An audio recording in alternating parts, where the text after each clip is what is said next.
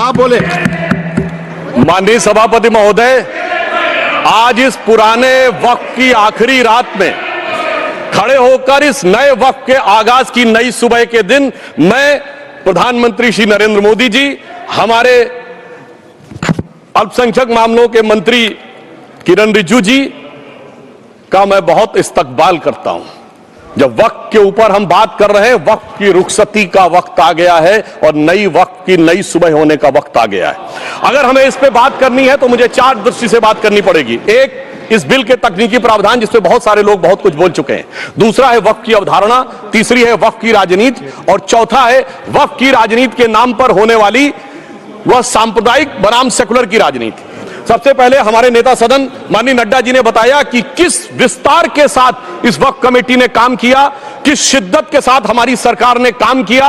और चाहे वक्त कमेटी के जेपीसी के चेयरमैन हमारे उस सदन के सदस्य जगदम्बिका पाल जी रहे हो, हमारे मंत्री जी रहे हो, सबने जिस शिद्दत से काम किया है, तो उनके लिए मैं माननीय प्रधानमंत्री जी अपनी सरकार की तरफ से कहना चाहता हूं कि उन्होंने एक इबादत के भाव से काम किया है। तो मैं कहना चाहता हूं, इबादतों की तरह मैं ये काम करता हूं, अपने फर्ज को झुककर सलाम करता हूं, फिर भी आप खिलाफत कर रहे हैं तो तेरी मुखालफत से निखरती है शख्सियत मेरी। मैं सियासी दुश्मनों का भी बहुत एहतराम करता हूं। तो इस एहतराम के साथ मैं अब आगे का प्याम शुरू करता हूं और मैं ये बताना चाहता हूं कि एक बड़ी सिंपल सी बात है जो अभी माननीय नड्डा जी ने भी कहा। दुनिया के तमाम मुस्लिम देश बता दिए, इस्लाम की धर्म स्थली सऊदी अरब, सबसे बड़ा मुस्लिम देश इंडोनेशिया, जहां खलीफत रही वहां टर्की, और यहां आईएसआईएस का इलाका, वहां इराक और सीरिया, वहां कहीं भी कुछ भी नहीं है ऐसा, फिर भी हमारे यहां क्यों है कैसा। तो मैं कहना चाहूंगा सभापति महोदय, एक हिंदी में कहावत होती है, नया मुल्ला प्याज ज्यादा खाता है, परंतु यहां तो जो गैर मुल्ला प्याज बहुत खा रहा था और इतना खा रहा था कि आंसू निकल रहे थे गरीब मुसलमान के भी और देश के भी। इसलिए मैं कहना चाहता हूं सभापति महोदय, अगर छोड़ दीजिए भारत की बात करिए, तो क्या ऐसी कोई शक्ति सिखों के पास है, ईसाइयों के पास है, यहूदियों के पास है, पारसियों के पास है? नहीं है। छोड़ दीजिए, इस्लाम के अंदर आइए। अगर इतना भाईचारा है तो ये सुन्नी वक्फ बोर्ड और शिया वक्फ बोर्ड अलग क्यों है मेरे भाई? जमीन पे एक दूसरे पे एतबार नहीं है, सिर्फ सियासत के लिए साथ में आने की बात है। ये भी जरा सोचने की बात है। और जो अकलियतों में भी अकलियत है, आगा खानी है, बाकी है, जो बोहरा है, उनकी तो कोई गिनती नहीं है। हमारी सरकार ने पहली बार मुस्लिम समाज के अंदर भी ईमानदारी से सबको समान प्रतिनिधित्व देते हुए एक नई सुबह के नए वक्त का आगाज किया है। इसके लिए मैं सरकार को बधाई देना चाहता हूं। और सिर्फ ऐसा ही नहीं है, मुस्लिम समाज के अनेक लोग इस प्रकार के नियमों से बहुत प्रभावित हुए और बहुत प्रताड़ित हुए, जिसके अनेक उदाहरण बहुत लोगों ने बताए होंगे। मोहम्मडन एजुकेशन सोसाइटी कोल्हापुर का केस है, ईदगाह मैदान हुबली का केस है, जिसको सुप्रीम कोर्ट ने साफ साफ उसको हुबली धारवाड़ म्युनिसिपल कॉर्पोरेशन को वापस कर दिया। अनीसा अयाशा वर्सेस तमिलनाडु वक्फ बोर्ड का केस है, तेलंगाना स्टेट वर्सेस मोहम्मद मुजफ्फर का केस है, हिमाचल प्रदेश वक्फ बोर्ड वर्सेस ख्वाजा खलीलुल्लाह का केस है। और सभापति महोदय, ताजमहल पर भी दावा कर दिया गया। अब तो मैं पूछना चाहता हूं, और सुप्रीम कोर्ट ने अपने जजमेंट में कहा कि भाई शाहजहां के जमाने का लिखा फरमान लेके आइए, तब हम मानेंगे कि इस पे कोई दावा है या नहीं। आप सोचिए कि अगर ये वक्त का कानून इसी ढंग से चला होता तो क्या होता। अभी हमारे जॉन बिटास जी और मनोज झा जी ने बहुत सारी बातें बोली थी। एक प्यास की बात बोली थी, उन्होंने उड़ीसा के ग्राहम स्टोन्स का जिक्र किया था, तो उसमें तो कांग्रेस की सरकार सीबीआई की इंक्वायरी नहीं कर पाई थी। मगर जब ताजमहल का उल्लेख आता है सभापति महोदय, तो एक प्यास मुझे याद आ जाती है। जब शाहजहां जेल में था और दूर से उस ताजमहल को देखता था और उसे सिर्फ एक सुराही पानी मिलता था और उसने औरंगजेब से कहा एक सुराही पानी और भिजवा दो, तो जानते उसने मना कर दिया। तो दुखी होकर शाहजहां ने फारसी में लिखा, ए पिसर तू अजब मुसलमानी, जे पिदरे जिंदा आप तरसानी, आफरीन हिंदुआन सदबार, जे देहंद पिदरावा मुर्दा देवम आप। मतलब तू कैसा मुसलमान है जो जिंदा बाप को पानी के लिए तरसा रहा है? तुझसे तो आफरीन 100 बार उन हिंदुओं को है जो पितृपक्ष में मरे हुए बाप को भी पानी देते हैं। और सभापति महोदय, मैं बताना चाहता हूं कि ये हमने ईमानदारी से मुस्लिम समाज के कल्याण के लिए बात की है, क्योंकि एक तरफ खड़ा हुआ है ईमानदार मुसलमान जो शराफत के साथ ईमान को गले से लगाए हुए है, और दूसरी तरफ कुछ चंद सरमाएदार हैं जो उस अमानत में खयानत करके शरारत के साथ उसके झंडा बरदार बनना चाहते हैं। तो ये मुकाबला किसके बीच में है? ये शराफत अली और शरारत खान के बीच में मुकाबला है। हमारी सरकार शराफत अली के साथ खड़ी है, हमारी गरीब मुस्लिम के साथ खड़ी है। ये गरीबों गुर्बत वाले गुर्बत अली और सरमाएदारे वाले गाजी खान के बीच का इलाका है।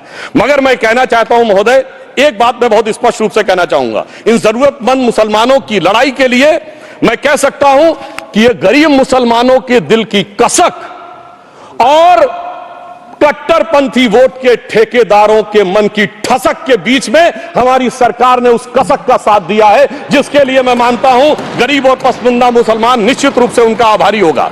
हां, मगर जब इसकी बात आती तो भी माननीय खड़गे जी भी बोल रहे थे, माननीय संजय सिंह जी भी बोल रहे थे, मनोज झा जी भी बोल रहे थे कि साहब आपके यहां वो कितने पुजारी हैं और कितने किस वर्ग के पुजारी हैं। तो मैं उनको बताना चाहता हूं, केवल अकेले जूना अखाड़े ने पिछले साल 71 SC ST लोगों को महामंडलेश्वर बनाया है। अरे आप तो हमारे सदन में बैठे हुए बाल योगी उमेश नाथ जी नहीं दिखते। वैसे तो कहा जाता है जात ना पूछो साधु की, मगर मैं बताना चाहता हूं विश्व हिंदू परिषद के 50,000 से अधिक पुजारी ट्राइबल्स में जो शेड्यूल कास्ट है जो काम कर रहे हैं। मगर मैं हद अदब से पूछना चाहता हूं, बताइए मुल्ला मौलवी मुफ्ती मुकर्रम बारी हाफिज में से कितने पसमंदा हैं?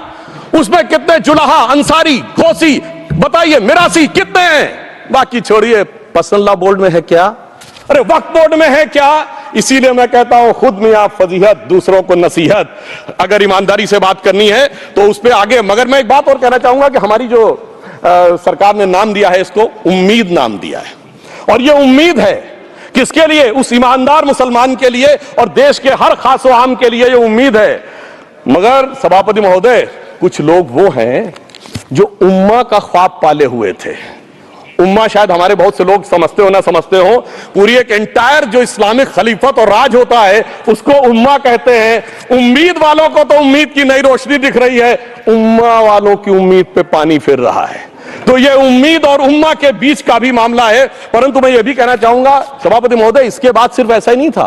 प्रॉपर्टीज के ऊपर, तमाम सरकारी प्रॉपर्टीज पे जिसमें बहुत डिटेल में हमारे साथी लोग गए, मैं डिटेल में नहीं जाना चाहता। भोपाल का विषय है, हैदराबाद का विषय है, मुंबई का है, लखनऊ का है, पटना का है, बहुत प्रकार से है। माननीय लालू प्रसाद यादव जी का विषय जब बताया गया था तो बहुत ज्यादा हमारे मनोज झा जी बोल रहे थे, तो अब मैं उसके डिटेल में नहीं जाना चाहता हूं। सबने वो वीडियो देखा है। बस एक लाइन में उनके लिए कहना चाहूंगा, वो कुछ भी बोल रहे, जिसे कहते हैं बिगड़ी बात बने नहीं, लाख करो किनकोए, रहीमन बिगड़े दूध को मथे न माखन होए।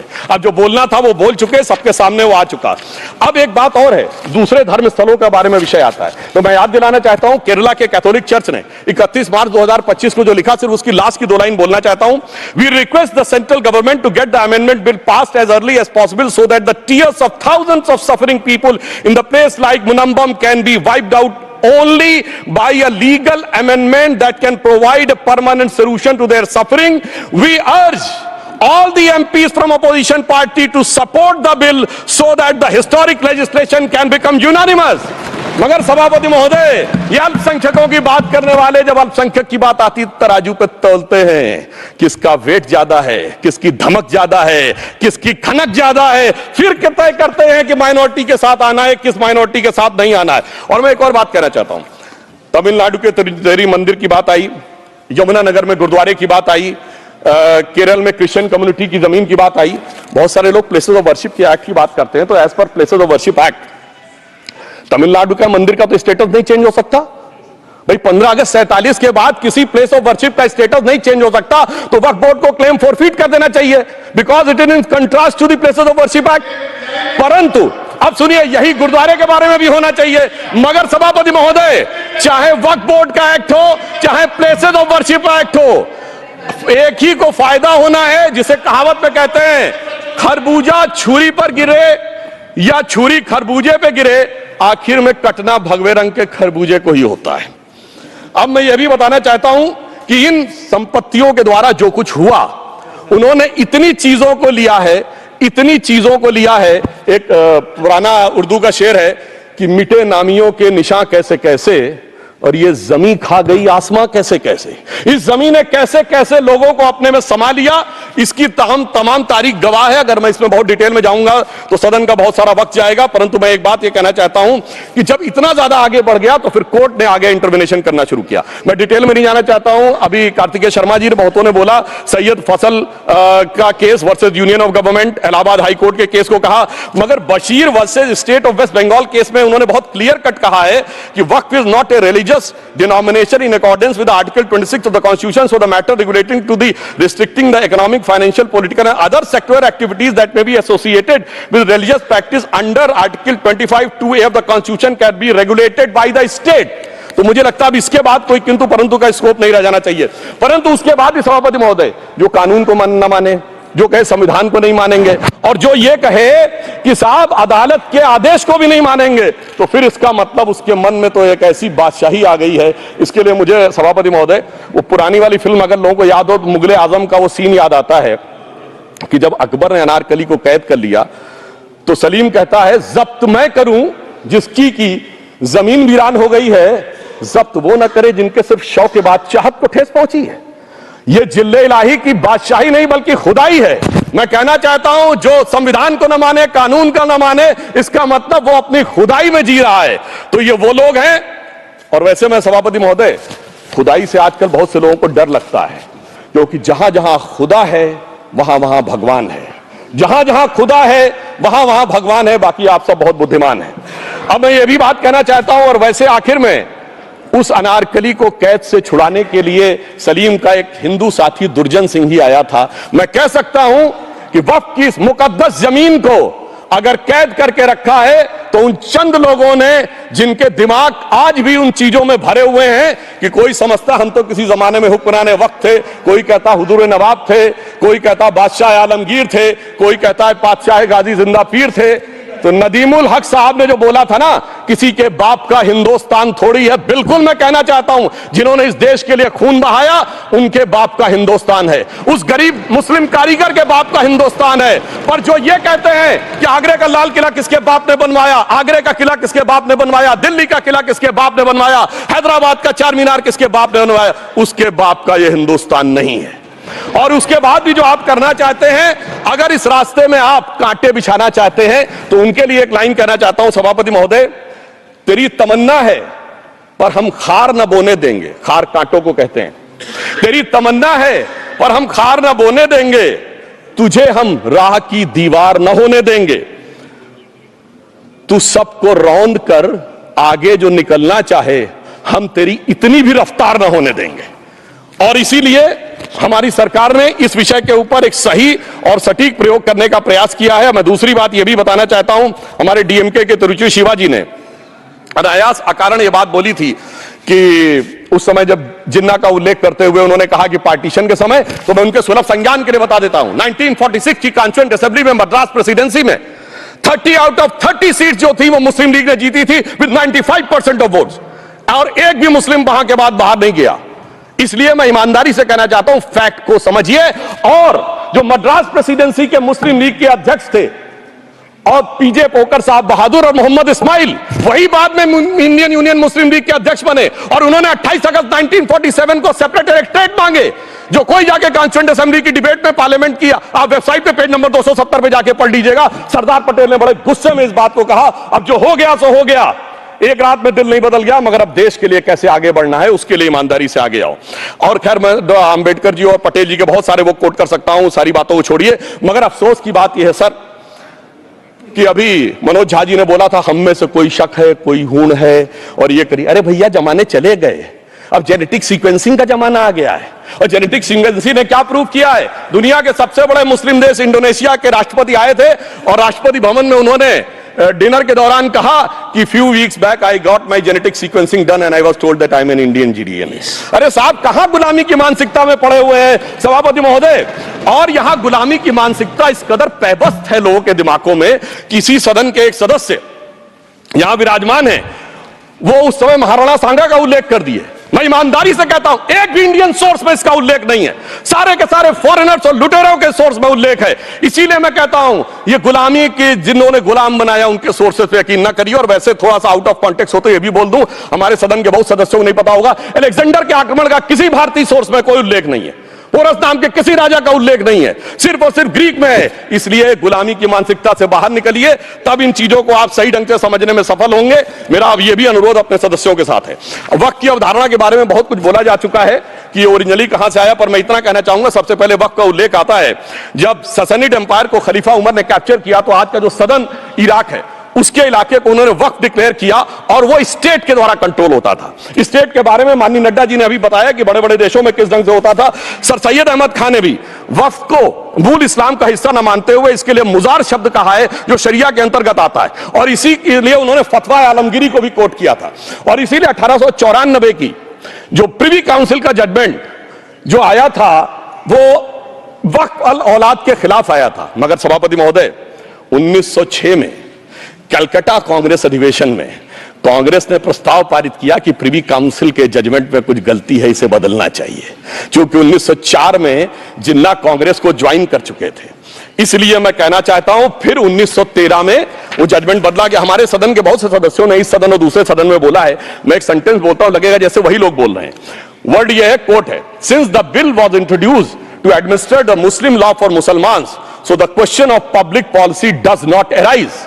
लगता है जैसे हमारे कोई सदस्य में बोल रहा हूं। सर ये मोहम्मद अली जिन्ना ने अप्रैल 1913 में ही use this word while moving the report of the select committee to the imperial legislative council. Sir 1913 से 2013 तक भाषा ही नहीं बदली और आज भी भाषा नहीं बदल रही है। हमें ईमानदारी से, और उस समय यूपी और बंगाल ने उसका विरोध किया था, आज यूपी और बंगाल के लोग किस तरीके से साथ में है वो पूरी तरीके से दिखाई पड़ता है। इसलिए हम ये कहना चाहते हैं, हाँ एक प्रश्न बहुत उठाया जाता है कि केवल मुस्लिम ही वक्फ को क्यों दान दे सकता, ऐसा वक्फ बोर्ड में क्यों संशोधन किया गया। मैं ईमानदारी से कहना चाहता हूं, वैसा नहीं कि मैं इस्लामिक मामलों का बहुत बड़ा आलिम फाजिल जानकार हूं, मगर इस्लाम में बहुत साफ मान्यता है कि जो गैर मुस्लिम है उसकी इबादत अल्लाह कबूल नहीं कर सकते, उसकी दुआ कबूल नहीं होगी तो दान कैसे कबूल होगा। साहब हम इस्लामिक भावना का सम्मान कर रहे हैं। हमारे अल्पसंख्यक मंत्री गए थे तो वो मदीना में एक डेफिनेट लेवल तक जा सकते हैं, उसके आगे नहीं जा सकते। अगर इबादत की इजाजत नहीं है तो साहब जायदाद की इजाजत कैसे हो सकती है। मुस्लिम भावना का सम्मान है, और अगर है तो कोई मुल्ला मौलवी मुफ्ती मुकर्रम बारी आज आके बता दे कि कबूल हो सकती है दुआ, तो हम दान भी कबूल करने के लिए तैयार हैं। और तो और छोड़िए साहब, जब आप कहते हैं कि हर चीज हलाल होनी चाहिए, तो साहब हलाल करने की प्रक्रिया नहीं, हलाल करने वाला भी मुस्लिम होना चाहिए, तब वो हलाल होता था। तो मैं पूछना चाहता हूं साहब, काटने के लिए तो हलाल होने के लिए मुस्लिम जरूरी है, और बांटने के लिए बगैर मुस्लिम के भी हलाल होगा, ऐसा तो नहीं हो सकता। तो जो हमारी सरकार ने किया है वो मुस्लिम भावना के सम्मान के लिए किया है। और जहां तक मैं कहना चाहूंगा, हिंदू समाज के बारे में बात करते हैं, हमारे यहां कोई प्रॉब्लम नहीं है। हमारे यहां कोई ऐसा नहीं कि हज पे कोई गैर मुस्लिम नहीं जा सकता। हमारे देखिए कुंभ में 50 लाख विदेशी आए थे और किसी से नहीं कहा या कन्वर्ट हो जाओ। इसलिए मैं कहना चाहता हूं हिंदुइज्म की धारणा और बाकी धारणा का जो तुलना करने का प्रयास करते हैं वो बहुत उचित नहीं है। मगर सभापति महोदय, इस वक्त ने कई अद्भुत नजारे दिखाए। इस्लाम में जो काफिर से ज्यादा मुशरिक और शिर्क को बुरा माना गया, नहीं जो भगवान को माने ही नहीं। यहां देखिए वो लेफ्ट के लोग जो कहते धर्म एक अफीम है, वो आज खुदाई खिदमतगार बन के खड़े हो गए। सोचिए कैसा बदलाव आया है। और सर मुझे एक और चीज नजर आती है, एक पुराना गीत था, वक्त ने किया क्या हसी सितम। तो आज मैं कहना चाहूंगा, वक्त ने किया क्या हसी सितम कि मुस्लिम लीग और शिवसेना मिलके हो गए हम। और मैं कहना चाहता हूं, ये मुस्लिम लीग वो है जिसने सेपरेट इलेक्टोरेट की मांग की थी, और इस शिवसेना के उबाटा के हमारे इस सदन के एक सदस्य हैं। और सर हमारे साथ मुरली जी बैठे हैं, मुरली देवड़ा जी ने मुझे याद दिलाया, उन्होंने मिलिंद देवड़ा जी ने याद दिलाया, उन्होंने कहा एक जमाने में उन्होंने कहा था मुस्लिमों की नागरिकता छीन लेनी चाहिए। इसीलिए मैं कह रहा हूं, वक्त ने किया क्या हसी सितम, ये दोनों मिलके हो गए हम। और सर मैं इसके बाद एक टेक्निकल बात करना चाहता हूं। जब इन्होंने टाइम ड्यूरेशन हटा दिया था और बैक में पीछे जा सकते थे, तो मैं पूछना चाहता हूं सर कि जब ब्रिटिश हुकूमत आई तो उसने तो मुगलों सारी हुकूमत ले ली थी, तो उनका मालिकाना हक कैसे हुआ। सर 1707 के बाद तो इस्लामी हुकूमत दिल्ली से खत्म हो गई थी। एक आखिरी मुगल बादशाह शाह आलम के लिए तो बोला जाता था सल्तनते शाह आलम दे लाल किले ते पालम, यानी आज का IGI एयरपोर्ट। तो साहब उसके बाद ये गुजरात के सूरत से लेकर लखनऊ तक उनका मालिकाना हक निकलने कहां से लगा? अरे भाई, जब दिल्ली को कैप्चर किया था अंग्रेजों ने तो सारी जमीन अंग्रेजों की थी। तो जब मैं अपने कांग्रेस के मित्रों से पूछना चाहता हूं, ये जब गवर्नमेंट ऑफ इंडिया एक्ट में पावर डीड ट्रांसफर की थी तो पढ़े नहीं थे क्या, या खोखले कागज पर साइन कर लिए थे, या कागज सही था, आप खोखला करने की बात है? मैं पूछना चाहता हूं, जब 250 साल तक वो हुकूमत ही नहीं रही तो उस हुकूमत के फरमान की लेजिटिमेसी कैसे हो सकती है? यह मैं कानूनविदों के लिए भी एक फूड फॉर थॉट रखने की बात करता हूं। और दूसरी बात मैं कहना चाहता हूं, ये किन हुकूमतों की बात कर रहे हैं सभापति महोदय? अगर सूरत नगर निगम पे दावा है मुगल के जमाने का और तमिलनाडु के मंदिर पर अरकाट के नवाब का, सभापति महोदय, ये वो हुकूमतें थी जो जजिया लगाती थी, ये वो हुकूमतें थी जो जिम्मी का कॉन्सेप्ट रखती थी, ये वो हुकूमतें थी जो गाजी की बात करती थी। क्या भारत के संविधान में उन हुकूमतों के फरमान को सही मान्यता देना सही है? बिल्कुल गलत है। मैं कहता हूं, बाबा साहब अंबेडकर के संविधान में यदि आप ऐसी हुकूमतों के फरमान को रखने की कोशिश करते हैं तो this is fraud on constitution. और हमारी सरकार ने अगर बैकडेट से वो बंद किया है तो उस फ्रॉड को रोकने की पूरी व्यवस्था की है। और यहां पर मैं यह भी कहना चाहता हूं सभापति महोदय, जमींदारी उन्मूलन 1948 में हो गया, मगर ये बाद में जमींदार कैसे क्रिएट हो गए? हमने बचपन में विनोबा भावे, हम लोग के जन्म से बहुत पहले की बात है, विनोबा भावे जी के भूदान आंदोलन की बात सुनी थी, जिसमें जमींदारों से पैसा लेके, जमीन लेके गरीबों को दी जाती थी। पर सभापति महोदय, कभी आपने सुना कि गरीबों की जमीन जमींदारों को मिल जाए? वो 2013 के बोर्ड ने वो व्यवस्था कर रखी थी। यानी वो भूदान आंदोलन था गांधी जी के शिष्य विनोबा जी का, तो आज के गांधियों के नेतृत्व में भू हड़प आंदोलन शुरू हो गया। अगर वो भूदान आंदोलन था तो ये भू हड़प आंदोलन था। इसलिए मैं एक और बात भी कहना चाहूंगा सभापति महोदय कि जिन हुकूमतों के फरमान की बात की जाती है, एक और फैक्ट है, इसको कोई अन्यथा ना ले, जितने मुस्लिम बादशाह अलाउद्दीन खिलजी के बाद उन्होंने बगदाद की खलीफा का खुतबा पढ़ा है, that is a foreign rule, it's on record. कैसे उसको भारत सरकार मान्यता दे सकती है? इसलिए मैं कहना चाहता हूं, जरा सा गौर से देखेंगे तो हकीकत आपके सामने आ जाएगी। और क्या कभी किसी ने कल्पना की, किसी क्रिश्चियन ने तो नहीं कहा कि इंडिया गेट हमारा है, गेटवे ऑफ इंडिया हमारा है, और चर्च नहीं सही फिर भी चर्च गेट हमारा है? तो फिर यह केवल किसी एक के दिमाग में क्यों आती है? हमने जो इवैक्यू एक्ट के तहत दे दिया था पाकिस्तान के गए लोगों को, क्या हमारे जो सिख और हिंदू भाई आए थे उनकी जमीनें मिली? अरे महाराजा रणजीत सिंह की राजधानी लाहौर थी और काबुल तक था राज, तो क्या उन्होंने जमीनें नहीं दान दी होगी गुरुद्वारे और मंदिरों को? वो मिली? अरे वो तो छोड़िए, ननकाना साहब और करतारपुर साहब तक नहीं मिला था।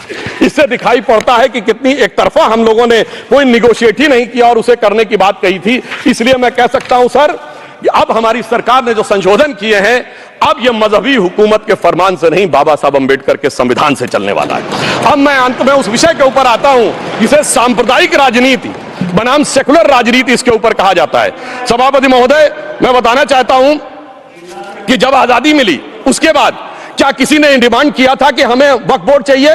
नहीं किया था। फिर क्यों 54 में दिया गया? किसी मुस्लिम ने डिमांड किया क्या कि मदरसे चाहिए? फिर क्यों दिया गया?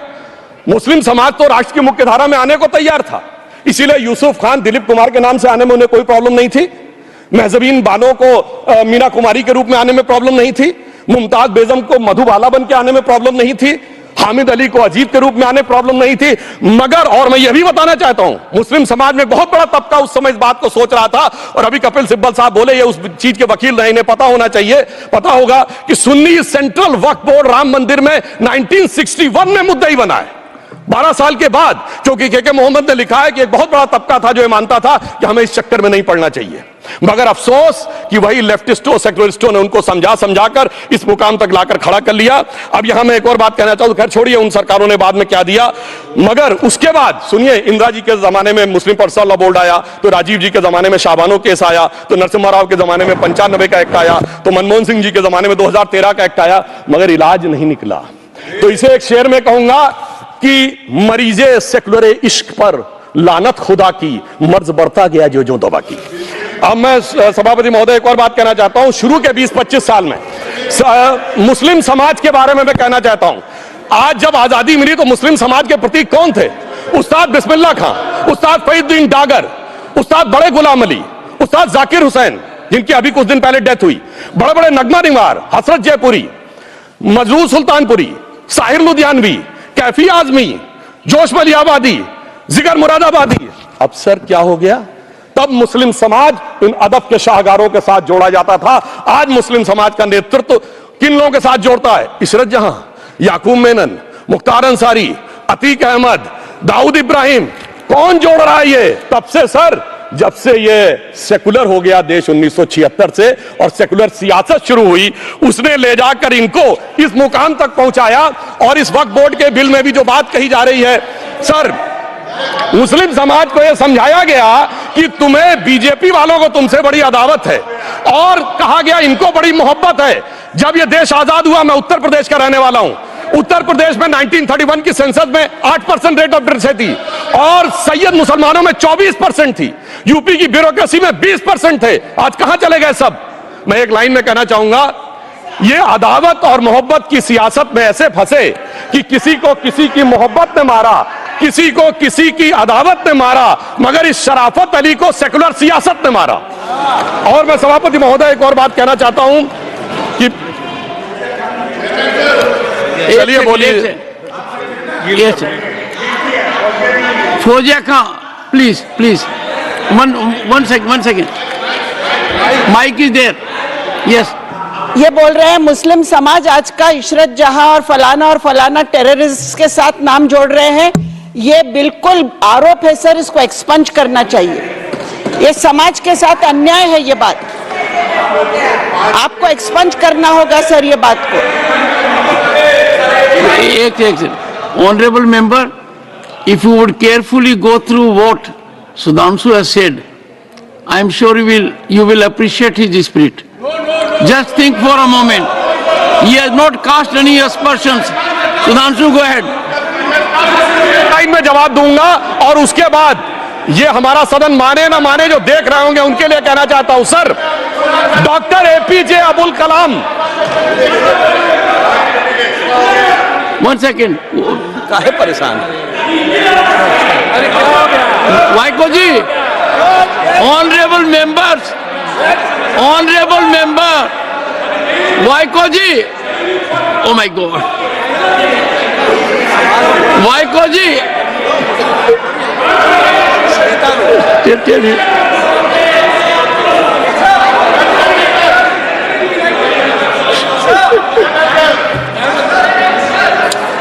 ऑनरेबल एसएम को जी हिंदी समझ रहे हैं।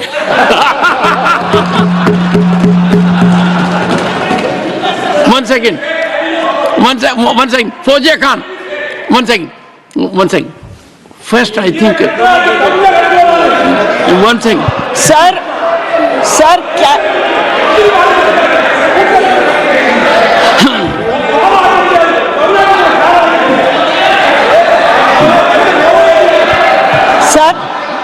cannot be stigmatized. Yes, sir. An entire community cannot be branded like this. Fauziya Khan ji, I'll come to you. I'll give you the opportunity. Honorable Finance Minister. But one line is said. One line. No, one nimisham irungappa, please. He might be very emotional, sir, but that one line he said is objectionable, and I will seek your indulgence to remove it. He said, Tamil Nadu la kaaruvai paakren. You enter Tamil Nadu, I'll see you. No good. No good. இல்ல தப்பது தப்பு சொல்லக்கூடாது. நீங்க அப்படி பேசுறது தப்பு. நீங்க அப்படி பேசுறது ரொம்பவே தப்பு. இந்த நாட்டுல யார் வேணாலும் எங்க வேணாலும் கால் வைப்போம். யாருக்கும் அதிகாரம் இல்ல ஒரு உயிர் மேல. Honorable Finance Minister. So sir, this is atrocious. You set foot in Tamil Nadu and take care. What is that language? We have a Home Minister after a long time who has brought about changes unthinkable. What he said, you can be fully assured. Yes, Honorable Home Minister. Yes, Jairam ji. Minister, Please. if the Honorable Finance Minister has found a statement objectionable, Jairam ji, the statement of the Honorable Member stigmatizing a whole community is objectionable. Oh. And what is worse, is the chairman lending respectability to that view. Oh my. That is even worse. Honorable that is even worse. Minister. मान्यवर, सुधांशु जी ने मुसलमानों के लिए कुछ नहीं किया है, INDI alliance के लिए किया है। अब मैं एक एक कर कर बता देता हूं। अरे सुनो ना भाई, आप सुनो तो। अरे दिग्विजय सिंह सुनिए, मैं खड़ा हूं ना अपने पैर पर। मान्यवर, सुधांशु जी ने कहा इशरत जहान, यही एनसीपी पार्टी ने इशरत जहान के घर पर जाकर रुपयों का इनाम भी दिया था और उसको शहीद बताया था। दूसरा कहा अतीक अहमद किस पार्टी से थे? इंडी अलायंस की। दूसरा कहा अंसारी किस पार्टी से? कांग्रेस और इंडी अलायंस के। ये सारे नाम आपके साथ जुड़े हैं भाई। उल्टा उन्होंने तो मुसलमान कम्युनिटी से तो ढेर सारे शायरों का नाम दिया जिन्होंने साहित्य की सेवा की और ढेर सारे साहित्य की रचना की। मन Sudhanshu, is not yielding now. सबसे पहले मैं तमिलनाडु का जवाब देना चाहता हूं। यस, सभापति महोदय, तमिलनाडु से ही डॉक्टर एपीजे अब्दुल कलाम थे और मैं सारे सदन से कहना चाहूंगा, डॉक्टर कलाम का नमाजे जनाजा और याकूब मेनन का नमाजे जनाजा एक ही दिन हुआ। कितने लोग याकूब मेनन के नमाजे जनाजा में गए और कितने डॉक्टर कलाम के नमाजे जनाजा में गए? डॉक्टर कलाम मेमोरियल पे कितने लोग फोटो हुए दिखाएं मुझे, सोशल मीडिया पे पोस्ट की हो। मगर अफजल हालात का मारा था, आपके एक मंत्री का ऑफिशियल ट्वीट है, वो इस सदन के सदस्य नहीं तो मैं नहीं बोल रहा हूं। याकूब मेनन की जुडिशियल किलिंग हुई, आपके एक नेता का, मिनिस्टर का ऑफिशियल ट्वीट है, सदन के सदस्य नहीं है इसलिए नहीं बोल रहा हूं। और सर 26/11 आरएसएस ने कराया, सदन के सदस्य बैठे हुए हैं। हाफिज साहब और सुनिए, जाकिर नायक शांति का मसीहा सदन में सदस्य बैठे हुए हैं। सर किसने जोड़ा? मैं नहीं कह रहा हूं जोड़ा, हमने किससे जोड़ा मैं बताना चाहता हूं। मैं अपनी बात, सर मैंने नाम किसी का नहीं लिया। सर आपने उड़ता तीर क्यों पकड़ लिया? सर मैंने नाम नहीं लिया, उड़ता तीर क्यों पकड़ लिया? सर मैं पूरी बात करूं। सर मैं कहना चाहता हूं, हमारी सोच मुस्लिमों के बारे में और इनकी सोच में क्या अंतर है। देखिए, जिन लोगों ने मुस्लिम हिस्ट्री नहीं पढ़ी उन्हें मैं बताना चाहता हूं। एक दो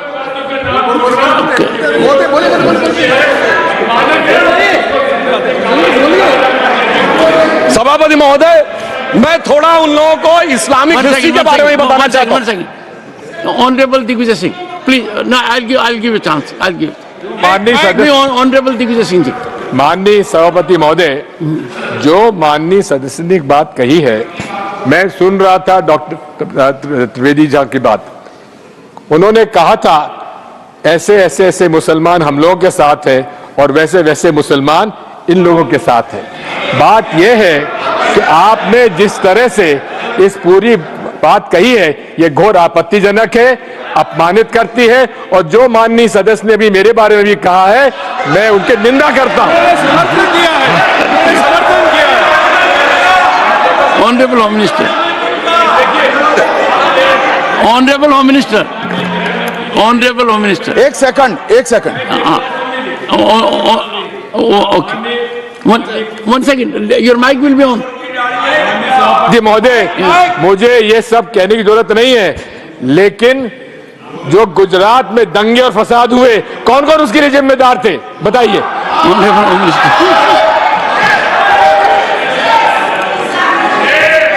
मान्यवर, मैं ध्यान से बारीकी से पूरे संवाद को सुन रहा हूं। माननीय सदस्य सुधांशु जी ने दिग्विजय सिंह का नाम नहीं दिया। अब वो खड़े होकर कहे मेरे बारे में कहा, इससे साबित हो गए। और अभी भी मौका है, अभी भी मौका है। आपने नहीं कहा है कि 26/11 के हमले में आरएसएस का हाथ था, तो अभी खड़े होकर माइक चालू कराकर बुलवा दीजिए। और आपत्तिजनक बात है, मैंने ये बात कभी नहीं कही है, ये आप लोगों का प्रचार है। मेरी आपत्ति इस बात की थी कि सभी माननीय सदस्य ने और बात कही है कि अब हमारे तरफ ऐसे ऐसे मुसलमान थे और वैसे वैसे मुसलमान हम लोग की तरफ थे। ये पूरे समाज के साथ, पूरे अल्पसंख्यक समाज के साथ अपमानजनक बात है। और माननीय सभापति महोदय, आप बताइए, माननीय गृह मंत्री जी, आप वहां पर थे, गृह मंत्री थे जब दंगे हुए थे तो आप लोगों का क्या रोल था, ये जन जाहिर ऑनरेबल होम मिनिस्टर, नेवर, इनको मेरा हुआ ऐसा है कि मैं ही दिखाई पड़ता हूं आपकी। सुनिए सुनिए, अब सुनिए ना दिग्विजय सिंह, सुनिए 1 मिनट सुनिए। दंगे शांत होने के बाद 18 महीने के बाद मैं गृह मंत्री बना, दंगा हुआ तब मैं गृह मंत्री नहीं था। सुधांशु त्रिवेदी, संदर्भ में किसी का नाम नहीं लिया। अजीज बर्नी की किताब थी 2611 एंड आरएसएस कॉन्स्पिरेसी, कोई जाके चेक कर ले उसमें कौन कौन कहां कहां था। अब मैं मुसलमानों के बारे में कहना चाहता हूं, मुस्लिम समाज के लिए। बहुत से लोग ऐसे हैं जिनको मुस्लिम समाज की हिस्ट्री नहीं पता है। मैं बताना चाहता हूं, भारत से जब न्यूमेरिक सिस्टम सबसे पहले गया तो अल जहार थे सबसे पहले, जिन्होंने जाके 1793 में जो सूर्य सिद्धांत था उसका अरबी में ट्रांसलेशन हुआ सिंध हिंद। और हम बता रहे हैं हम किस तरह के मुस्लिम को साथ रखते हैं। डॉक्टर कलाम से बड़ा आलिम इस्लाम में साइंसदान नहीं हुआ, और आरिफ मोहम्मद खान साहब जो बिहार के गवर्नर हैं उनसे बड़ा आलिम फाजिल मुसलमान आज सियासी जमात में तो नहीं होगा, यह मैं दावे के साथ कह सकता हूं। मगर मैं बताना चाहता हूं सर, उसके बाद उन्होंने एक किताब लिखी, एक सर 10th सेंचुरी के मुस्लिम राइटर थे जिन्होंने किताब लिखी, उसका नाम था the compendious book of balancing and completion according to Hindu calculation, जिसको शॉर्ट में अल जब्र कहा गया, और वहां से अलजबरा निकला। और सर उसके बाद अल ख्वारिज्म आया। और सर आज मेरे ख्याल से सदन के बहुत से लोगों को नहीं पता होगा, ये जो एल्गोरिथम वर्ड है ये अल ख्वारिज्म से आया हुआ है। एक जमाने में इस्लाम में बैतुल हिकमत था, यानी वो सबसे बड़ा हिकमत का केंद्र था, जब एक से एक लोग होते थे। बहुतों को नहीं पता होगा कि कोलंबस ने जिस नक्शे के थ्रू दुनिया ट्रेवल किया था वो बनाने वाला भी एक मुस्लिम था, अल इदरीसी। मगर सर एल्गोरिथम आज ऐसा बदला कि एआई के एज में दलगत भावना से ऊपर उठकर औरंगजेब के साथ खड़े हो गए।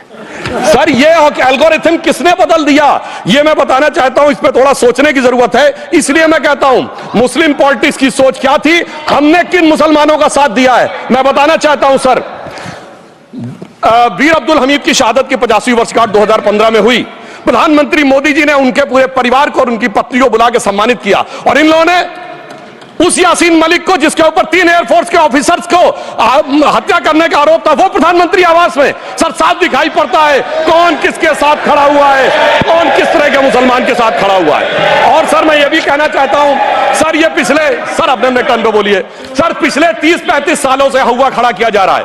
1990 में जब राम मंदिर आंदोलन हुआ, कहा गया बीजेपी आएगी उत्तर प्रदेश में खा जाएगी। सर बीजेपी आने के बाद उत्तर प्रदेश में जानते क्या हुआ सर, 22 साल से शिया सुन्नी के बीच में जो दंगे चलते थे और मदे साबा का जुलूस नहीं निकलता था, शिया समुदाय का मदे साबा का जुलूस लखनऊ में हमारी सरकार में निकलना शुरू हुआ। और उसके बाद कहा गया केंद्र में भाजपा आएगी तो खा जाएगी। सर अटल जी की सरकार आई, इतनी शानदार स्थिति रही। उसके बाद कहा गया गुजरात में आएगी तो भाजपा खा जाएगी। सर गुजरात का मुसलमान आज सबसे समृद्ध मुसलमान है, सबसे ज्यादा जकात वहां से आता है। उसके बाद कहा गया मोदी जी की सरकार आएगी तो क्या होगा। सर मोदी जी की सरकार आने के बाद हमारे साथियों ने बताया है अल्पसंख्यक समुदाय के 70% लोग हैं जिनको किसी न किसी एक योजना का लाभ जरूर मिला है। और सर फिर कहा गया सीए आएगा तो नागरिकता छिन जाएगी। सर उसके बाद भी आपने सब देखा, और सर हम बचपन में सुनते थे कि राम मंदिर बनने लगेगा तो मिडिल ईस्ट के देश पेट्रोल देना बंद कर देंगे। सर राम मंदिर भी बन रहा है, और भारत मिडिल ईस्ट कॉरिडोर भी बन रहा है, और अबू धाबी में भी मंदिर बन रहा है, और 4 मुस्लिम देशों ने सर्वोच्च नागरिक सम्मान मोदी जी को दिया हुआ है। इसलिए मैं कहना चाहता हूं सर, मर्ज हो तो उसका इलाज किया जा सकता है। जैसे हमारे यहां वैद धन्वंतर माने गए हैं, इस्लामी अकीदे में वैद हकीम लुकमान माने गए, तो कहा गया है उनके लिए कि इसमें क्या रखा है, देखे है जो तू आन के पास, बदगुमा वहम की दारू नहीं लुकमान के पास। यानी मर्ज का इलाज है, पर वहम का इलाज तो हकीम लुकमान भी नहीं कर सकते जो आपने पाल कर रखा है। मैं कहना चाहता हूं हम किन मुसलमानों की बात करते हैं। आप गंगा जमुनी तहजीब की बात करते हैं। सर दारा शिकोह औरंगजेब का बड़ा भाई था, उसने उपनिषदों का अध्ययन किया, संस्कृत में अनुवाद कराया और नाम रखा सिर्रा अकबर, यानी वर्ड्स ऑफ गॉड। मैंने किसी को दारा शिकोह की जयंती मनाते हुए नहीं देखा। मैं पूछना चाहता हूं बेगम बीबी ताज, उनके घर पे जाते किसी ने सुना? सर ये बताइए, आलम शेख इतने बड़े कृष्ण भक्त के कवि, किसी ने सुना उनके घर पे जाते हुए? मलिक मोहम्मद जायसी जिन्होंने पद्मावत लिखा, उत्तर प्रदेश के रहने वाले, उनके घर पे कोई गया? ये बताइए ब्रिगेडियर मोहम्मद उस्मान के घर पे कौन गया? आजमगढ़ में, गाजीपुर के रहने वाले थे, आज तक जाने वालों में नहीं दिखे। और मैं सर बताना चाहता हूं एक और बात, सर एक सैयद इब्राहिम रसखान हुए हैं, बहुत बड़े कृष्ण भक्त के कवि, सर जिन्होंने क्या लिखा, उन्होंने कहा मेरा अगला जन्म हो तो भी मैं कृष्ण भक्ति बनना चाहूंगा, मनुष्य बनूं तो ग्वाल बाले के रूप में और पशु बनूं तो गाय के रूप में। उन्होंने कहा मानुष हो तो वही रसखान, बसों ब्रज गोकुल गांव के ग्वारन, जो पशु हो तो कहा बस मेरो चरो नित नंद की धेनु मजारन। सर उन्होंने कहा गायों के बीच में नंद बाबा की गायों में जन्म लेना चाहूंगा। मगर सर आज एक ऐसे नेता आए हैं इस देश में जिनको गायों से बदबू आने लगी है, तो उनके लिए मुझे मेरे मन में भाव आता है सर कि श्री रामचंद्र कह गए सिया से ऐसा कलयुग आएगा, गोपालक श्री यदुवर कुल में एक ऐसा नेता आएगा जिसे बकरे कटने में खुशबू मिलेगी, गौ माता में बदबू पाएगा। रामचंद्र कह गए सिया से कैसा कलयुग आएगा। अब सर मैं एक और बात भी कहना चाहता हूं, हम किनको मानते हैं सर? नजीर अकबराबादी को सुनिए, कृष्ण भक्त के लिए क्या कहा। सर मैं एक बोलना चाहता हूं, बुल्ले शाह ने क्या कहा? बुल्ले शाह ने कहा, अभी होली गुजरी है, उसने कहा था आज होली खेलूंगी मैं, कर बिस्मिल्लाह।